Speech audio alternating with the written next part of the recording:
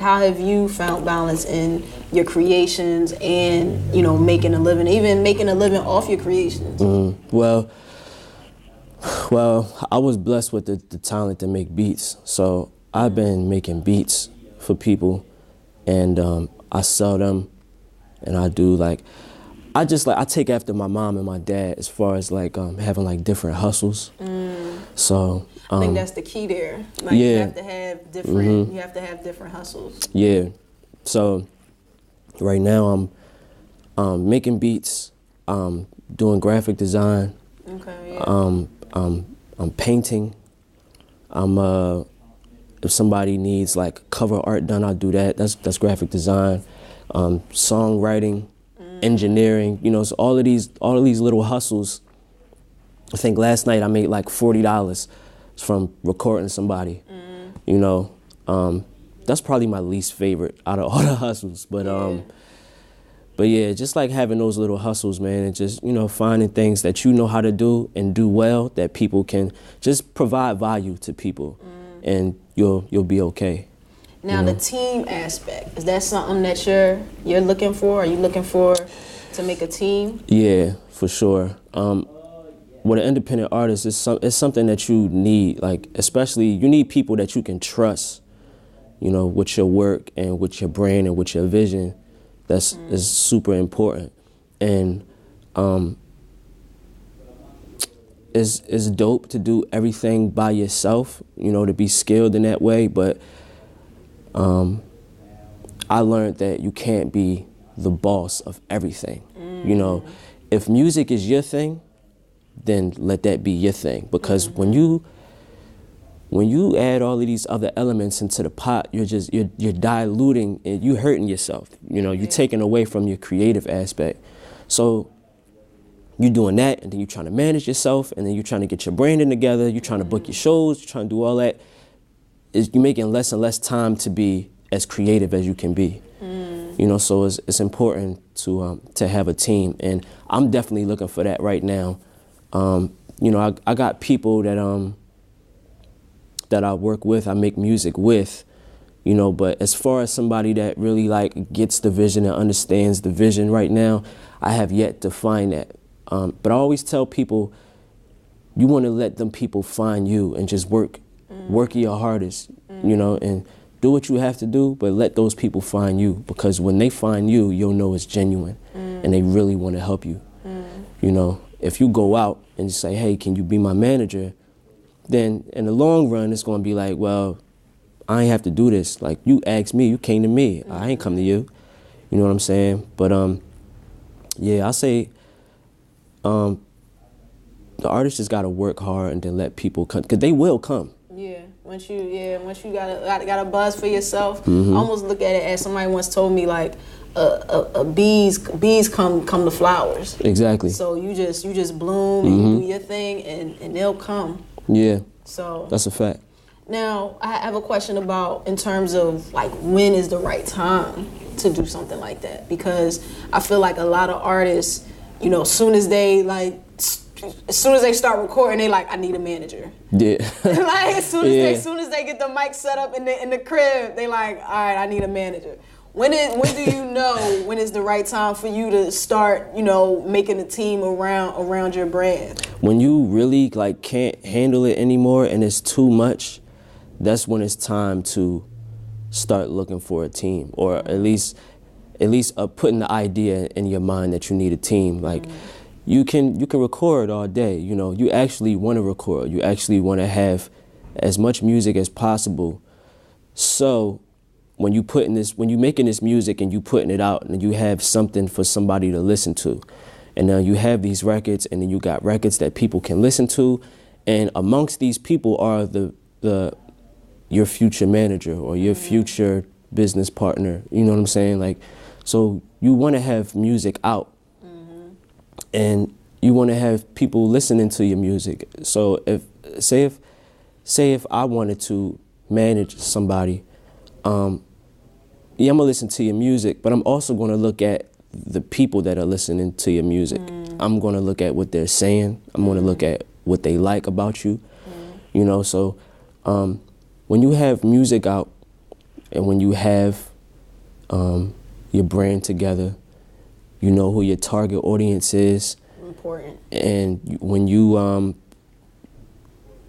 got all these things going for you, and you have some type of motion, then you could start looking into a team. Like, yo, I need a manager now because I'm getting these shows from people listening to my music, and I don't know the first thing to do. Do I accept? Do I ask for money? What do I do? You know what I'm saying? So when you start to get like shows and like bookings and like interviews and stuff like that, and they start asking you, then now you need it. Now you need somebody.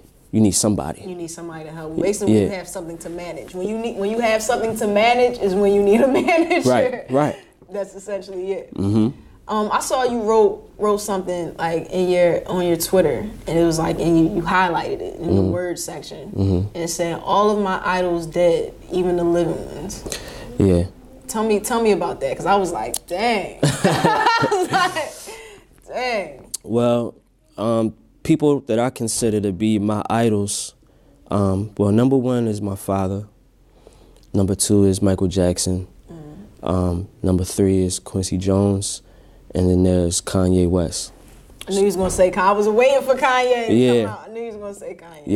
Yeah, and George Kondo too, and Jean-Michel Basquiat. Okay, yeah. So some of those idols, they're living, and some of those idols are dead. But I said even the living ones because I felt like at that time, one of my biggest influences was Kanye West. Yeah. And it just seemed to me that he wasn't coming back. You know what I mean? And when I was a freshman in high school, College Dropout had just came out. And it was the only album that I was listening to. All of my beats were crafted after College Dropout. Like, all of my raps, they sound like Kanye raps. So when I was 14, I started music at 10, but when I was 14, he gave me like a direction. You know what I'm saying? Like, okay, I can go off of this. You know, because he was like me. He didn't want to be in school. He wanted to draw. He wanted to make music, and he wanted to rap. There's the things that I wanted to do. Yeah. So I related to him. You know what I mean? And I kept that admiration for him up until right before I tweeted that. I'm just like, fuck, like all of my idols, like I can't even, right now I can't go and talk to them, you know? Because like I would go, me listening to an artist is me having a conversation with them. And I just felt like he wasn't in the same realm as me as far as like where I was. So that's when I felt like all of my idols are dead, and even the living ones. So because I can't relate to him anymore. Do you think like the fame, because like it reminds me of why you kind of wanted to get rid of that, the fame part of your name. Like, does like the fame have anything to do with that, you think?